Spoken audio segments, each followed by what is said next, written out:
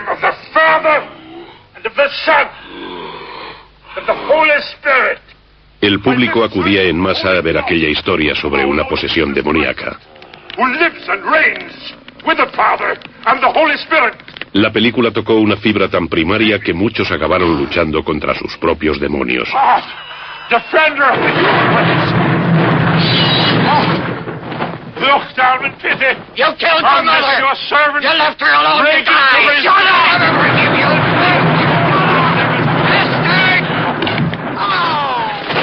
Lo que pocos sabían es que El Exorcista estaba inspirada en hechos reales. Esta es la verdadera historia detrás de la película.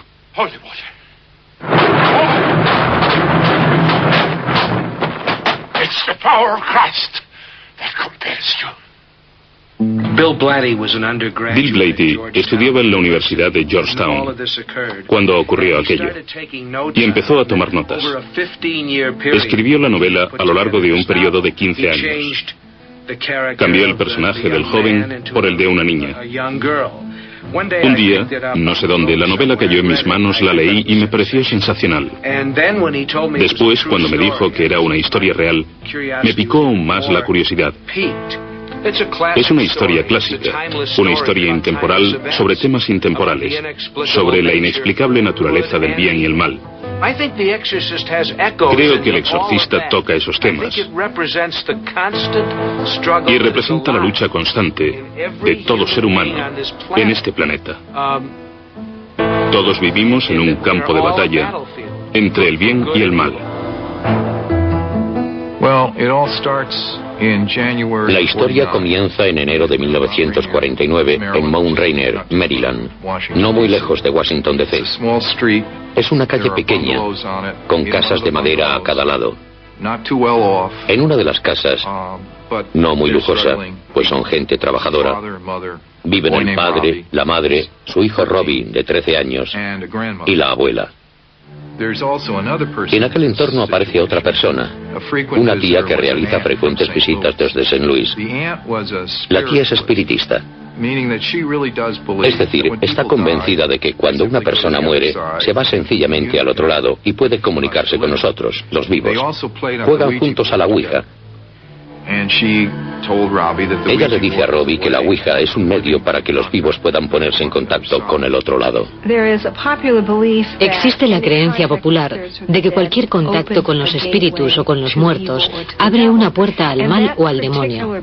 Esta influencia concreta sobre nuestra sociedad se remonta a las escrituras hebreas y a la época de los profetas, en la que estaba prohibido comunicarse con los espíritus malignos y se castigaba con la muerte.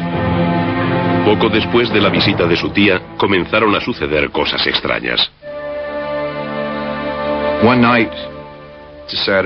Un sábado por la noche, la madre y el padre salen. La abuela y Robbie se quedan en casa y empiezan a oír arañazos en las paredes. Al principio piensan que son ratones. Avisan a un exterminador, pero no encuentra ratones y mientras tanto, noche tras noche, continúan los arañazos. Pero los arañazos no son el único suceso.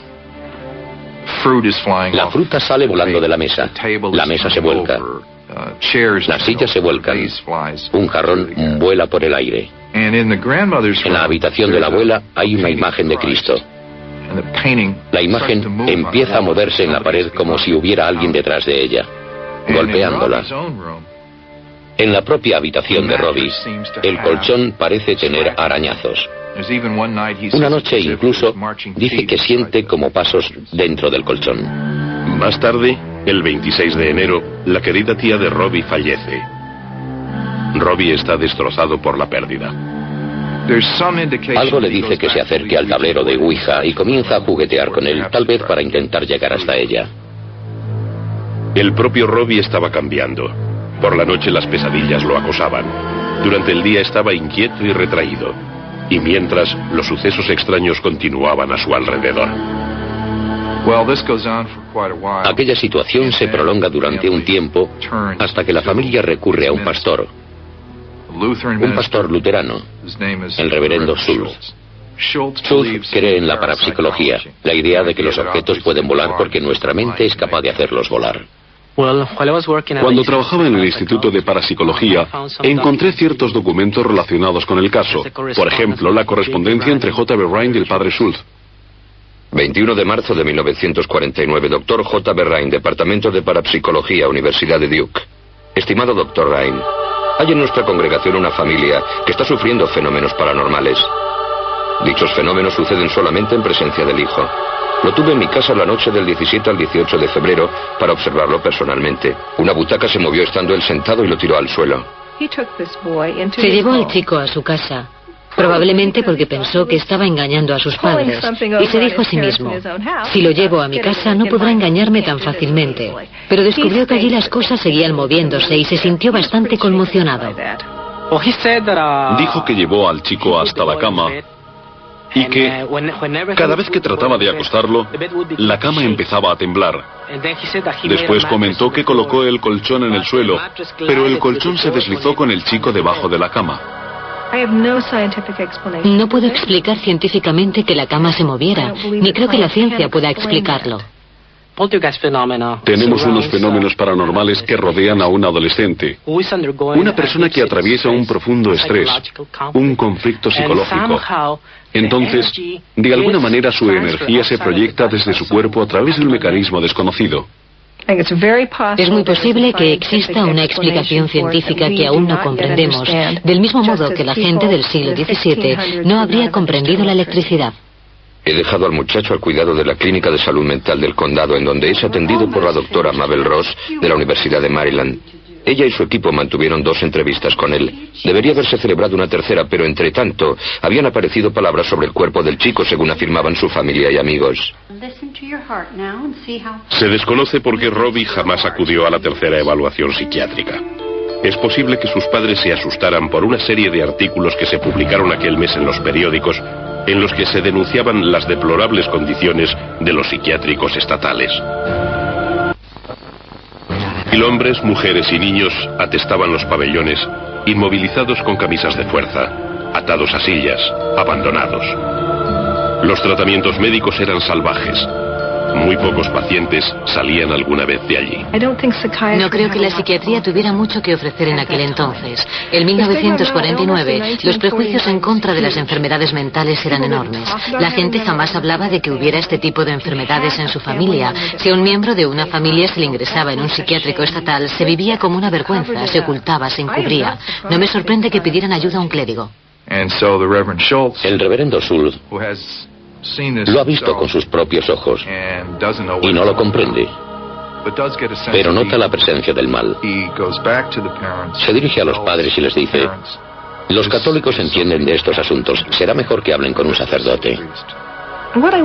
Lo que me intriga de él es que permaneció escéptico, aunque pensó que podían ser fenómenos paranormales. Sin embargo, lo refirió a un sacerdote católico, sabiendo que los católicos practican exorcismos. Me da la sensación de que le estaba sugiriendo sutilmente a la familia que quizá era una posesión demoníaca.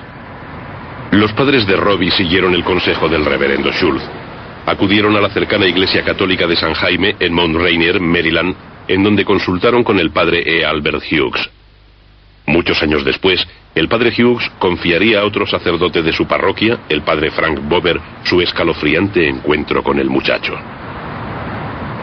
En aquella época, el padre Hughes era joven. Había sido ordenado hacía unos años.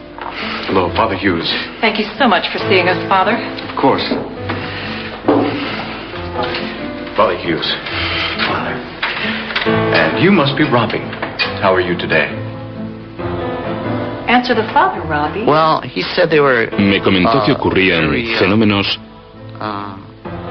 muy extraños. Uno de ellos es que el chico podía mirar el teléfono y moverlo por la habitación. Al muchacho no le gustó nada estar allí y que le entrevistara un sacerdote. Empezó a hacer muchísimo frío en la habitación. Se quedó helada. Y me comentó que aquellas cosas daban bastante miedo. El padre Hughes sospechó que el muchacho estaba bajo la influencia de fuerzas malignas. Recurrió en busca de ayuda al ritual romano, un libro de oraciones de varios siglos de antigüedad. El joven sacerdote abrió el capítulo sobre exorcismos para estudiar los síntomas de posesión. Llegó a la conclusión inequívoca de que era una posesión satánica. No creo que el padre Hughes tuviera interés en llevarlo a cabo él mismo, así que le comunicó el caso al arzobispo, y el arzobispo Boyle le pidió que lo hiciera él. Las normas exigen que el exorcista se distinga por su piedad, prudencia e integridad. También aconsejan que esté en la madurez. El joven padre Hughes no parecía el más indicado, pero se preparó lo mejor que pudo. Como es habitual, antes de que un sacerdote lleve a cabo un exorcismo, ha de rezar mucho, ayunar mucho. Él lo hizo, en ese sentido estaba preparado. Obtuvo permiso para ingresar al chico en el hospital de Georgetown mientras durase el ritual, pero no estaba en absoluto preparado para lo que sucedería después. Le ingresan en el hospital universitario de Georgetown y allí le inmovilizan. El padre Hughes entra en la habitación y va a comenzar el exorcismo.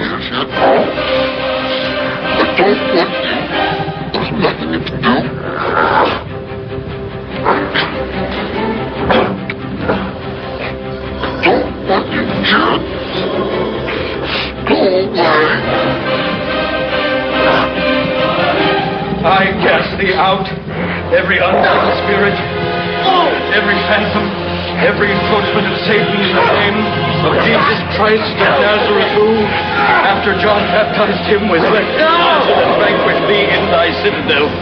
Cease thy attack on man, whom he has made for his honor and glory out of the slime of the earth. Tremble before wretched man, not in the condition of human frailty, but in the likeness of Almighty God. Yield then to God, who, by the signing of the holy candles of the part of David, his faithful servant, banished thee from the heart of King Saul. Yield to God. Thou, the inventor of every obscenity. For thee, O evil, I cast thee out, because thou art the prince of accursed birth, thou the author of crime.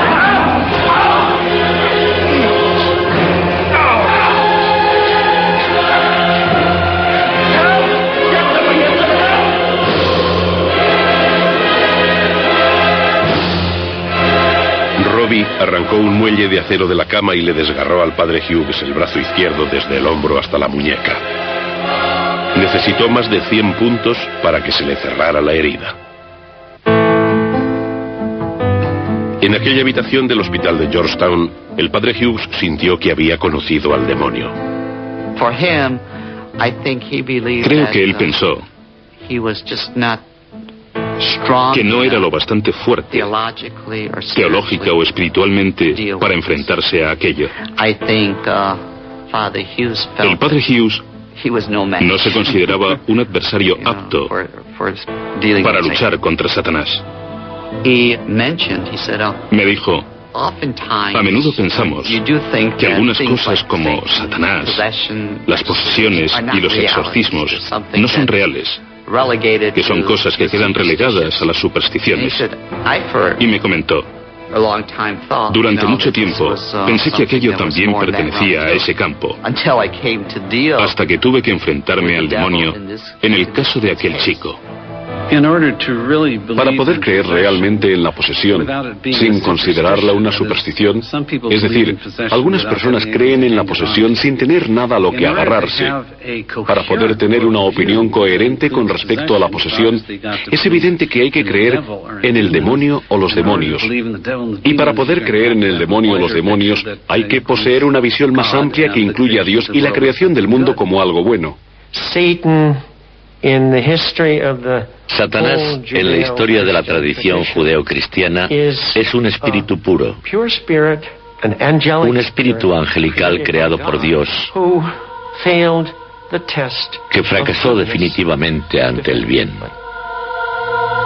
La imagen original del demonio es la de un gran ángel caído condenado al infierno eterno. Es llamado Satanás, el acusador, la suprema personificación del mal, el torturador de almas humanas. ¿Fue el demonio quien indujo a Robbie a atacar con tanta violencia al padre Hughes? ¿O había plantado el propio ritual de exorcismo la semilla de la sugestión en la mente de un joven impresionable?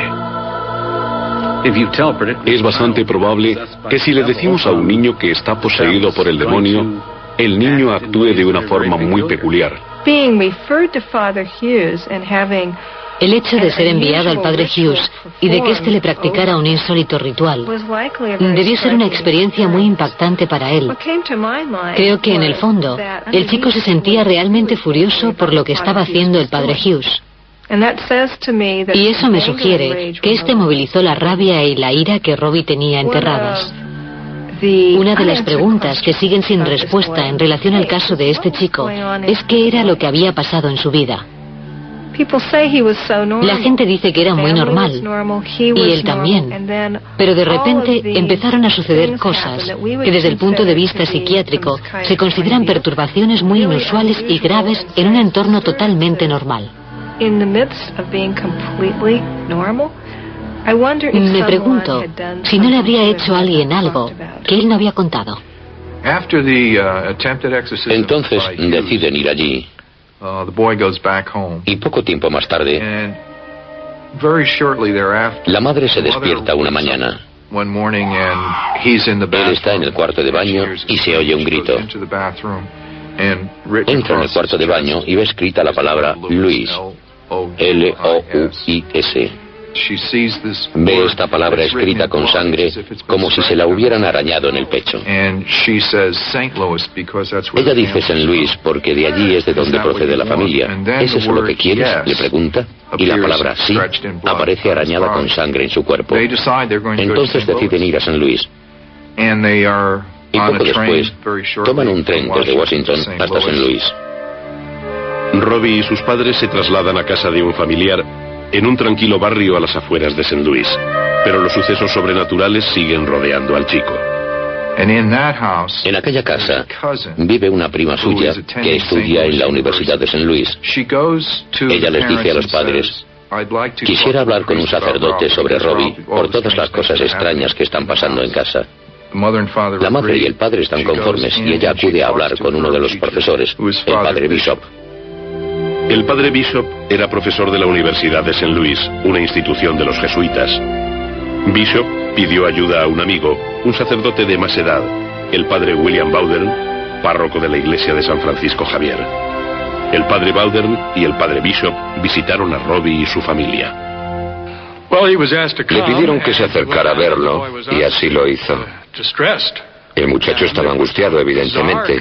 Su conducta era rara, violenta, cruel, cruda. Sentía auténtica aversión por los objetos religiosos, cruces, crucifijos y demás. El padre Bowdern opina que hay que hacer algo y le pide al padre Bishop que tome nota de todo lo que se refiere al caso. Y así fue como se creó el diario. Aquel diario escrito es el documento más completo sobre un exorcismo de la era moderna. En el diario están registrados como fríos hechos los infernales acontecimientos que tuvieron lugar durante las 6 semanas siguientes. Hay que destacar que no hace mención alguna al primer y fallido exorcismo. Los sacerdotes no tuvieron conocimiento previo del daño que Robbie había infligido a un compañero de ellos. El diario de Bowdern, que tuve ocasión de leer, detalla minuciosamente todo lo ocurrido. Aquel joven estaba enfermo de algo para lo que la medicina interna no tiene. No tenía cura entonces, ni creo que ahora tenga forma de curar.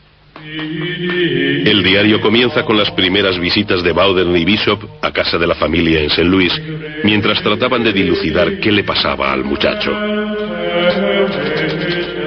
Miércoles 9 de marzo. Un dolor agudo pareció atacar a Robbie en el estómago y gritó. La madre apartó rápidamente las mantas de la cama y le levantó la camisa del pijama al chico lo suficiente para mostrar líneas de color rojo vivo como arañazos en forma de zigzag en su abdomen. Viernes 11 de marzo. El chico estaba dormitando cuando el frasco de agua bendita de San Ignacio fue lanzado desde una mesa a 60 centímetros de la cama de Robbie hasta una esquina cercana. 5 minutos después de que los padres Bowden y Bishop salieran de casa de Robbie, se oyó un fuerte ruido de arañazos en la habitación. Una librería había sido arrastrada desde su sitio al lado de la cama y había sido dada la vuelta totalmente. El escabel del tocador se trasladó hasta la cama a unos 60 centímetros. El crucifijo con reliquias que estaba debajo de la almohada apareció a los pies de la cama. La reliquia de Santa Margarita María se perdió en la habitación. El padre Bowden y el padre Bishop deciden que allí hay algo maligno, que el chico está poseído y que es necesario practicar un exorcismo. Técnicamente, una posesión demoníaca significa que un espíritu maligno se ha introducido en el cuerpo de una persona y que se ha apoderado y apartado su voluntad y su mente. De manera que es el demonio quien gobierna el interior de la persona, en lugar de su voluntad y su mente. El enfoque básico de un exorcista es espiritual. Consiste en la diferenciación entre el bien y el mal, y el reconocimiento de la presencia del mal, y más concretamente, del maligno. Por regla general, cuando existe un supuesto caso de posesión, se estudia detenidamente. Si no parece un engaño, se busca un problema físico. Si es un tipo de enfermedad extraña, si es una dolencia física que produce extraños síntomas. Una vez descartada esa posibilidad, se tiene en cuenta lo psicológico. La enfermedad mental que se confunde más habitualmente con una posesión es la personalidad múltiple. He tratado a varios de estos pacientes y una de las cosas que he visto en mi consulta es una persona cuya expresión facial cambia repentinamente y adopta una mirada muy extraña. Es como si una parte de ellos, casi maligna, estuviera furiosa y te mirase a los ojos. Si no sabes qué es lo que sucede, te puede parecer una posesión demoníaca. El motivo para que fuera derivado a un exorcista fue precisamente porque los psiquiatras no podían ayudarlo. Pues el problema no era psiquiátrico en absoluto, ni tampoco psicológico. Era un problema con el maligno. Martes 15 de marzo. Ha temblado el colchón como siempre. La reliquia de Santa Margarita María fue arrojada de la almohada. El movimiento del colchón se prolongó durante 2 horas. El padre Bowden comunicó a su superior, el arzobispo Ritter, sus descubrimientos. El arzobispo Ritter está de acuerdo en que debe practicarse un exorcismo y decide que el padre Bowden sea el exorcista, para sorpresa del propio padre Bowden. Se sabe que el padre Bowden dijo: vaya, ¿por qué me asigna ese trabajo? Tengo otras cosas que hacer. De modo que lo empujaron a hacerlo. Según tengo entendido, no se ofreció voluntario. Miércoles 16 de marzo. El reverendo arzobispo Joseph Ritter ha concedido autorización al padre William S. Bowden para que recite la oración de exorcismo de acuerdo con el ritual romano.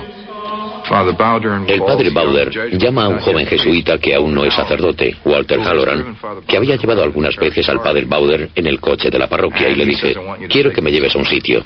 El padre Bowden se me acercó cuando íbamos a cenar. Me dijo que debía salir a ver a unas personas aquella noche y me pidió que lo llevase. Yo le contesté: por supuesto. Los padres Bowden y Bishop y el señor Walter Halloran llegaron a la casa entre las 10:15 y las 10:30 de la noche.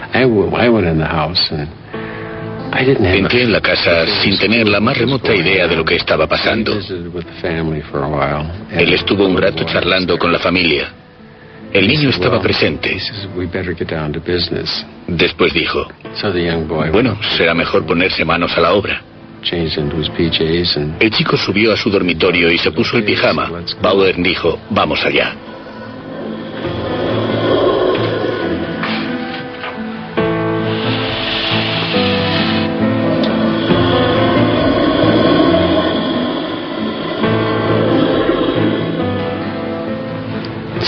Subimos y el padre Bowden dijo: empezaremos diciendo unas oraciones. The Lord be with you. And with thy spirit. Let us pray. Creo que lo primero que me llamó la atención fue que el frasco de agua bendita voló a través de la habitación y se estrelló contra un escritorio en una esquina. Yo estaba de rodillas a los pies de la cama. Y enseguida la cama empezó a subir y a bajar así. Él me dijo que no tuviera miedo. Después, entrada la noche, y a raíz de las reacciones del chico, fui encajando las piezas y comprendí que estaba practicando un exorcismo. Thou dost recognize in me a poor sinner. It is God himself who commands thee. Durante el primer praequipio hubo una reacción inmediata. 3 grandes rayas paralelas aparecieron sobre el vientre del muchacho. A partir de entonces, cada vez que se pronunciaban los nombres de Nuestro Señor, de su Santa Madre o de San Miguel, aparecían arañazos en las piernas, los muslos, el vientre, la espalda, el pecho o el cuello del chico. Era como si alguien cogiera una barra de labios y me dibujara una X en el pecho. Se veía así de claro o más. Algunas personas sufren ciertas reacciones en la piel. Una de las formas de llamarlas es edema angineurótico. Lo que hacen es tocarse con una uña y provocarse una marca roja muy llamativa. Sucedió muchas veces mientras yo estaba allí. Le podía ver las manos. Él no lo estaba haciendo. Si su piel era increíblemente sensible, pudo frotarse contra cosas, aún teniendo las manos a la vista, para causarse los arañazos. Una de las marcas corporales más claras era un dibujo del demonio en la pierna derecha de Robbie y la palabra infierno grabada en su pecho. En un momento dado le apareció una marca en un hombro. Parecía una caricatura del demonio, con cuernos. Si realmente existiera el demonio, ¿por qué iba el demonio a dibujar un retrato de sí mismo, que corresponde con la imagen que nosotros nos hemos hecho de él? Que le apareciese la imagen del demonio me pareció la prueba definitiva de que estaba sucediendo algo que no tenía nada que ver con lo sobrenatural. Sé que al principio, la primera vez que pasó, nuestro primer impulso fue pensar, ¿qué ha sido eso? La imaginación puede jugarte malas pasadas. Por eso, una de las reglas es no interpretar las cosas. Jueves 17 de marzo. Las órdenes de la fórmula causaron violentas reacciones en Robbie. La nueva fase del caso comprendía escupitajos diabólicos. Te escupía con una puntería asombrosa. Te acertaba en plena cara a 1,5 metros de distancia. Robbie escupió a los 3 hombres que lo sujetaban. Escupió al padre Bowden, que estaba leyendo las plegarias del exorcismo. Tenía los ojos cerrados, pero acertaba a pesar de la tela que sujetaban cerca de su cara. Entonces decía, te he dado bien. ¿O qué te ha parecido eso? Lo cual era bastante extraño porque cuando se le pasaba aquello, no tenía ni idea de lo que ocurría. En una ocasión me estaba limpiando la cara con una toalla y me preguntó, ¿qué está haciendo? Me estoy limpiando la saliva que me has escupido a la cara, le respondí. Viernes 18 de marzo. Robbie rezó el rosario con el sacerdote junto a su cabecera. Las letanías a Nuestra Señora de Fátima las repitieron al unísono. Sábado 19 de marzo. Los exorcistas llegaron a casa de Robbie a las 7 de la tarde. Robbie se retiró a las 8 y el exorcismo se reanudó. Parte de los fenómenos incluían gritos violentos y carcajadas diabólicas. Lunes 21 de marzo. La familia de Robbie no lograba dormir y la madre hubo de acudir a un médico, así que nos pareció mejor trasladar a Robbie a un hospital. Hay un hospital en San Luis regido por los hermanos de San Alejo. Los hermanos de San Alejo son una comunidad religiosa de hombres católicos que data de la Edad Media, principios de la Edad Media. Fue fundada para cuidar a las víctimas de las epidemias, para atender a las personas de las que los demás huían horrorizados. Ellos estaban dispuestos a aceptar al chico. Le instalan en una habitación, sin picaporte por dentro y con barrotes en la ventana. Pues es una habitación del pabellón psiquiátrico del hospital. Y allí continúa el exorcismo. El lenguaje de Robbie se volvió grosero y obsceno. Dijo haber conocido a uno de los padres en el infierno. Le dijo, me sorprende verte aquí. ¿Qué estás haciendo en el infierno? Y aquello afectó gravemente a la persona. A partir de entonces, no volvió más a ayudarnos. El padre Bowder decide que sería buena idea que el muchacho se convirtiese al catolicismo. Viernes 1 de abril. Después de una recaída en la posesión tras 5 días de respiro, la madre, el padre y Robbie acuerdan que lo más apropiado es que Robbie sea bautizado al catolicismo. Creo que iba a ser su tío quien lo llevara a la iglesia de la universidad. Allí es donde sería bautizado. Robbie sufrió uno de sus ataques. Comenzó a decir: ¿con qué vais a bautizarme? ¿Y creéis que me expulsaréis con la Sagrada Comunión? Robbie agarró el volante del automóvil y su tío se vio obligado a aparcar junto al bordillo para controlarlo. Fue angustioso para los que iban en el coche, porque temían que fuera a estrellarse contra un poste, contra otro coche o algo así. El padre y el tío lo sujetaban en el asiento de atrás y su tía iba al volante. A pesar de estar estrechamente vigilado, Robbie saltó para atacar a su tía mientras conducía. Llegan a la iglesia. La pelea continúa en el coche. Bajan a la acera y sujetan al muchacho con fuerza. Cuando el padre Bowden lo ve, decide que el chico no debe entrar en la iglesia por temor a que la profane. Llevan al muchacho a la rectoría de al lado y lo hacen subir por las escaleras. Robbie sufría ataques intermitentes. Se siguió el procedimiento habitual para bautizar a los niños. Robbie, do you renounce Satan? No. Do you renounce Satan? I do. And all his works? I do. And all his display? I do. Robbie, do you believe in God the Father Almighty, creator of heaven and earth? I do. Do you believe in Jesus Christ, his only Son, our Lord? I do. Robbie, do you wish to be baptized? I do. Complementaron el bautismo con una cantidad generosa de agua bautismal. I baptize thee in the name of the Father, and of the Son, and of the Holy Spirit. Amén. Al día siguiente, Robbie debía realizar la primera comunión. Sábado 2 de abril. Era evidente que su lucha interna era encarnizada. Cuando el padre Bowden comenzó las oraciones de la Sagrada Comunión, Robbie sufrió un ataque. Mantuvo los ojos y la boca cerrados. En las 5 ocasiones en las que se le depositó la sagrada hostia en la boca, Robbie la escupió. Después de casi 2 horas de vanos intentos, el padre O'Flaherty sugirió que rezáramos el rosario. Entonces, Robbie fue capaz de tragarla y realizar la primera comunión bajo una extraordinaria oposición. El chico pasa días y días en el hospital. Está confinado en su habitación y se siente muy inquieto. El padre Halloran, que es joven, piensa que el chico debería salir. Un lugar que el padre Halloran opina que sería adecuado para él es la casa de retiro de los jesuitas, llamada Casa Blanca, a las afueras de St. Louis, en unas montañas sobre el río Mississippi. Le mostré los alrededores. Hay unas figuras gigantescas en cada una de las estaciones del Vía Crucis. Robbie vagó entre las estatuas que representan la vida de Jesús. Empezó a obsesionarse con aquellas poderosas imágenes.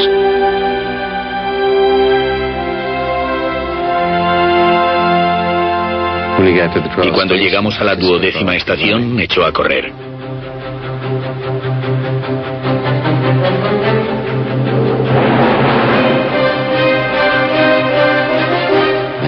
Se dirigía directamente al precipicio. Le grité, pero no se detuvo. Salí corriendo tras él. Y finalmente me lancé y le paré los pies. Estábamos a esta distancia del borde del precipicio cuando nos paramos. Enseguida se despertó y me dijo: ¿por qué me está agarrando? No recordaba nada en absoluto. Y yo sentí un escalofrío cuando pensé: ¿y si el chico hubiera saltado?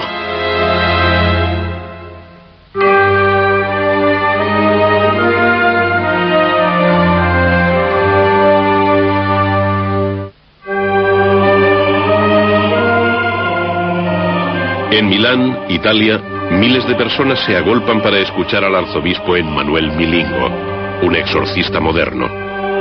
Es considerado un sanador del cuerpo y el espíritu. Cuando empecé a tratar a personas endemoniadas, tuve que aprender a ver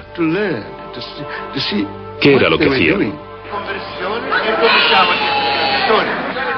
preghiamo la misericordia di Dio.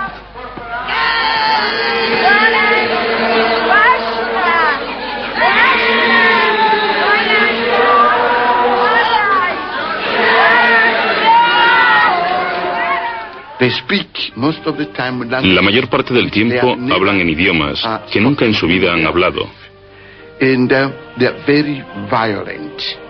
Y son muy violentas. Son capaces de saltar o de volar. Verlas es aterrador.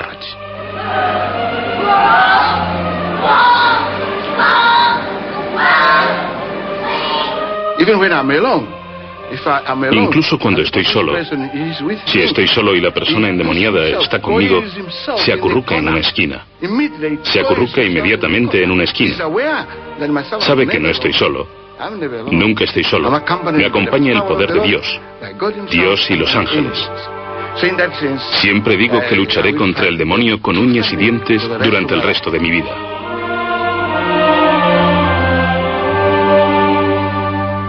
¿Sería la recién hallada fe de Robbie determinante en su propia lucha contra el demonio? Creo que el día que lo vi más afectado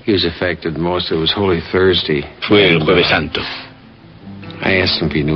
Le pregunté si sabía algo sobre el Jueves Santo, la Última Cena y la institución del Sagrado Sacramento.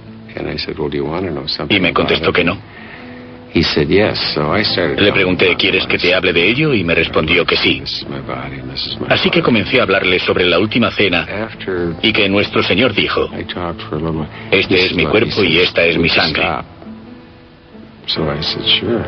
Cuando llevaba un rato hablando me dijo, ¿puede callarse? Y le respondí, claro. Entonces se levantó el pantalón del pijama y tenía enormes moratones en las piernas, en el vientre y en el pecho. Bowder y Bishop observan que los arañazos que aparecen continuamente sobre el chico a veces parecen reproducir números y tratan de interpretarlos. Entonces se les ocurre que queda un número determinado de días para la posesión del demonio. Y cuando comienzan a estudiar los números, afirman que terminará en Semana Santa. Jueves Santo, Viernes Santo, Sábado Santo, 14 a 16 de abril. La Semana Santa para el padre Bowder es la de más trabajo de todo el año. En aquellos tiempos, especialmente, debía realizar unas 12 o 14 horas seguidas de trabajo parroquial, porque entonces este era el centro de la ciudad. Entre tanto, mientras de día trabaja como párroco, por las noches acude al hospital de San Alejo y continúa sin descanso las oraciones del exorcismo. A veces se quedaba allí hasta las 12 o la 1 de la mañana y volvía a ponerse en pie a las 5 de la mañana. A esa hora se levantaba, de modo que estaba agotado. Y parecía que no pasaba nada. La idea de que aquello iba a llegar a su fin no se confirma. No está llegando a su fin.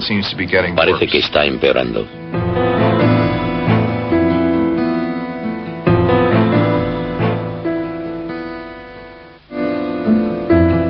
El día de Sábado Santo, el padre rector trajo una figura colorista del arcángel San Miguel. La figura fue colocada en la habitación de Robbie. Hay que destacar que las oraciones del exorcismo más efectivas eran las dedicadas a San Miguel.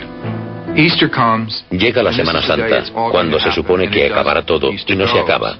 Pasa la Semana Santa y después llega el lunes de Pascua. Lunes 18 de abril, 8 de la mañana. Robbie se despertó con un ataque dando patadas al hermano junto a su cama.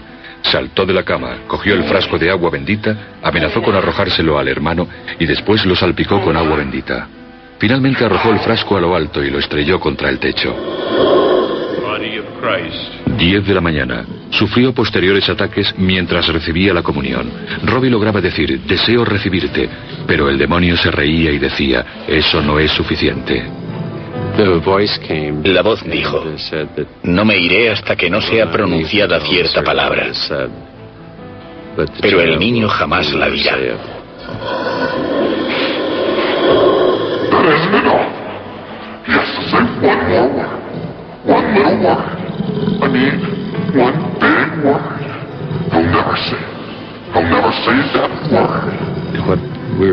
Lo que hacíamos parecía tan inútil a veces. Bowden estuvo fantástico. Dijo, hemos empezado esto y seguiremos adelante hasta que se haya terminado. Holy Michael, the archangel, from thy heavenly throne... 10:45 de la tarde. Tuvo lugar el suceso más sorprendente de la noche. Robbie sufría un ataque, pero yacía tranquilo. Satan under our feet, lest he any longer have power to hold men captive and do harm to the church. Present our prayers at the throne of the Most High, so that he may all the more speedily favor us with his mercy.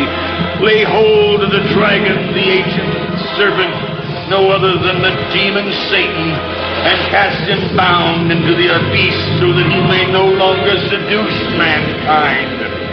Con un tono claramente autoritario y dignidad, una voz se abrió paso entre las oraciones. I am Saint Michael, and I command you, Satan, to leave the body in the name of Dominus. Immediately. Now. Now. Now. From the snares of the devil, deliver us, O Lord, that thou wouldst assist thy church to save thee in all security and freedom. We beseech thee, hear us.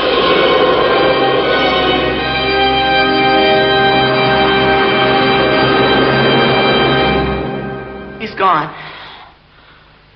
Dominus es la palabra. Dominus, el Señor. En ese momento acaba el exorcismo. En el hospital hay muchos testigos de ello. Se oye un sonido que describen como un balazo. Una detonación muy fuerte. En aquel momento terminó el exorcismo. Había personas sentadas en las oficinas que ni siquiera sabían que se estuviera practicando un exorcismo. Entran en la habitación. Él está sentado en la cama y vuelve a ser el niño de antes. No se acuerda de nada de lo sucedido, pero sí conserva una visión del arcángel San Miguel luchando contra el demonio. Sorprendentemente, al otro lado de la ciudad, en la iglesia de San Francisco Javier, varios sacerdotes jesuitas afirmaron haber tenido la misma visión. Fue por la noche. Súbitamente, una fuerte luz iluminó el altar. Entre la luz que emanaba de la bóveda por encima del altar principal, los sacerdotes vieron la imagen de San Miguel.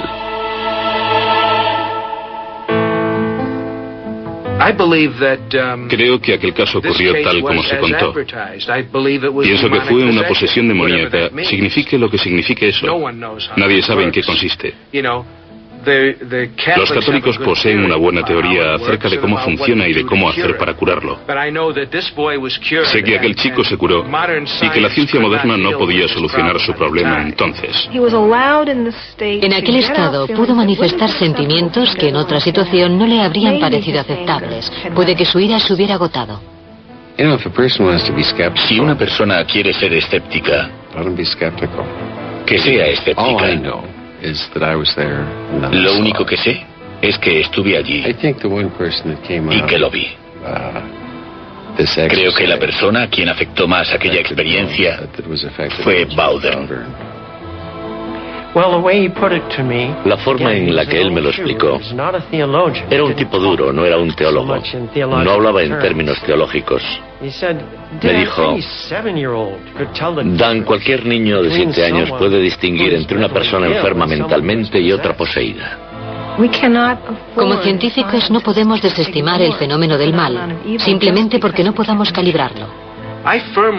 Yo creo firmemente en la posibilidad de la posesión demoníaca. No estoy seguro de cómo se manifiesta, y no creo necesariamente en un demonio con las orejas puntiagudas y rabo, atizando el fuego del infierno con una horca o algo así. Pero sí creo que existe una fuerza maligna en el mundo, y a la inversa, una fuerza del bien. Como he dicho antes, pienso que es una lucha entablada en todo ser humano. Alguien, probablemente un hermano de San Alejo, escribió una última anotación en el diario. 19 de agosto de 1951. Robbie y sus padres visitaron a los hermanos.